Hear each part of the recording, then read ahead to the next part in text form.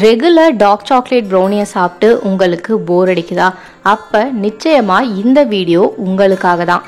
இன்னைக்கு நாம் இந்த வீடியோவில் பண்ண போகிறது பிஸ்தாச்சியோ பிளாண்டி, அதாவது ஒயிட் சாக்லேட்டையும் பிஸ்தாவையும் யூஸ் பண்ணி செய்யற ஒரு டைப் ஆஃப் ப்ரௌனி தான் இது.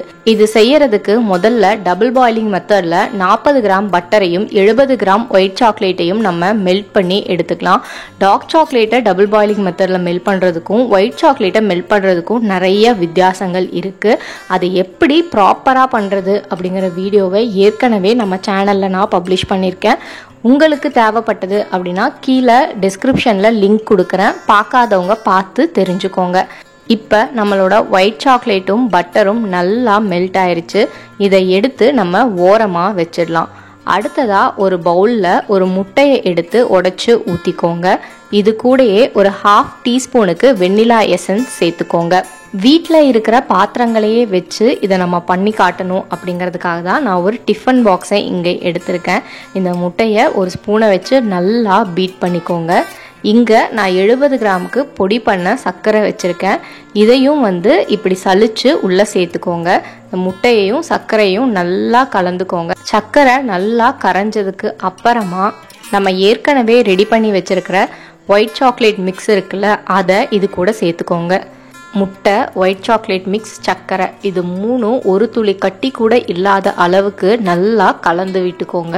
அடுத்ததாக நம்மளோட ட்ரை இன்க்ரீடியண்ட்டை சேர்த்துடலாம். நான் இங்கே 60 கிராமுக்கு மைதா மாவு எடுத்து சலிச்சு சேர்த்துக்கிறேன். உங்கள் வீட்டில் பால் பவுடர் இருந்தது அப்படின்னா 50 கிராம் மைதா, 10 கிராமுக்கு பால் பவுடர் சேர்த்துக்கோங்க. இதை நல்லா கட் அண்ட் ஃபோல்டு மெத்தடில் மிக்ஸ் பண்ணி எடுத்ததுக்கு அப்புறமா முக்கியமான விஷயங்களை ஆட் பண்ண போகிறோம். அதாவது இதோட பேர் நான் ஏற்கனவே சொன்ன மாதிரி இது பிஸ்தாச்சியோ பிளாண்டி. அப்போ பிஸ்தா இல்லைன்னா எப்படி? இங்கே நான் பிஸ்தா எசன்ஸ் எடுத்து வச்சுருக்கேன், டைகர் பிராண்டோடது. இதில் இருந்து 3 ட்ராப் மட்டும் சேர்த்துக்கோங்க. அதே மாதிரி பிஸ்தாவோட ஃப்ளேவரை என்ஹான்ஸ் பண்ணி கொடுக்கறதுக்காக 10 கிராம் பிஸ்தாவை எடுத்து அதை நல்லா மிக்சியில் போட்டு பவுடர் பண்ணி எடுத்து வச்சுருக்கேன்.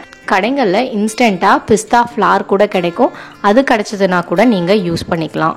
இந்த மாதிரி ரிப்பன் கன்சிஸ்டன்சி வர வரைக்கும் இதை நீங்கள் மிக்ஸ் பண்ணணும். அதே மாதிரி நம்ம ஆட் பண்ணியிருக்கோம்ல பிஸ்தா எசன்ஸ், அதுவும் எல்லா இடத்துலையும் ஸ்ப்ரெட் ஆகி இந்த மாதிரி ஒரு லைட் க்ரீன் கலர் உங்களுக்கு கிடைக்கணும். அதையும் என்ஷூர் பண்ணிக்கோங்க. நான் இங்கே 6 இன்ச் டின்னை க்ரீஸ் பண்ணி பட்டர் பேப்பர் போட்டு வச்சுருக்கேன். அதில் நம்ம ரெடி பண்ணி வச்சுருக்கிற பேட்டரை ஊற்றிக்கலாம். டெக்கரேஷனுக்காக கொஞ்சம் பிஸ்தாவையும் நான் இங்கே கட் பண்ணி வச்சுருக்கேன். இதையும் மேலே அழகாக தூவி விட்டுக்கோங்க. இந்த பிஸ்தா பிளாண்டியை நான் அவன்லலாம் பண்ணலை, வீட்டில் இருக்கிற ஒரு சாதாரண பாத்திரத்தை வச்சு தான் பண்ண போகிறேன். அதுக்காக அந்த பாத்திரத்தை ஏற்கனவே 10 நிமிஷம் மீடியம் ஃப்ளேமில் வச்சு ஹீட் பண்ணியிருக்கேன்.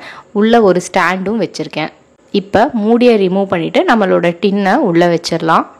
கரெக்டாக 23 நிமிஷத்துக்கு பேக் பண்ணி எடுத்துக்கோங்க.